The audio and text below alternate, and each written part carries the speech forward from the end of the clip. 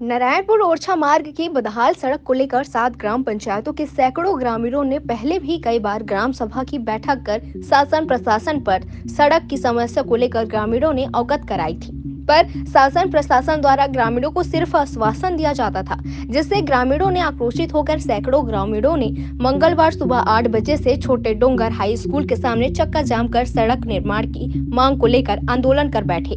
ग्रामीणों का दूसरे दिन भी आंदोलन जारी रहा।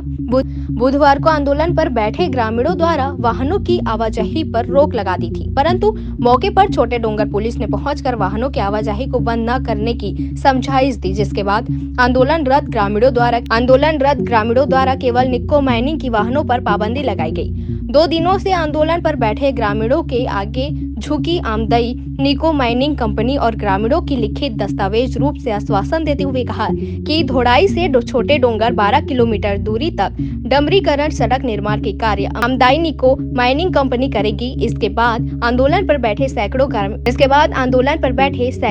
ग्रामीणों ने अपना आंदोलन समाप्त कर अपने अपने घर लौट गए। हम लोग तो कल से बैठे थे यहाँ पे। रोड जो आप देखे होंगे कि रोड कितना जर्जर हो चुका है। जितने भी माइनिंग गाड़ी चल रही है उससे पूरा रोड जो है गड्ढा हो गया है, ख़राब हो चुका है। तो आज हम लोग उसी के दूसरा दिन हो गया जिसमें रोड में बैठे हैं।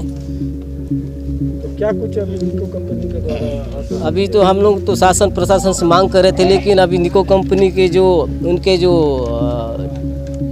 जीएम सर है जो आए थे यहाँ पे, वो लिखित में दी है कि कल से मतलब रोड जो है चालू होगा बोल को भी डामरीकरण और अच्छा गुणवत्ता से बनेगा बोल के। तो अभी हम लोग उनके पखांजोर से विप्लव कुंडू की रिपोर्ट।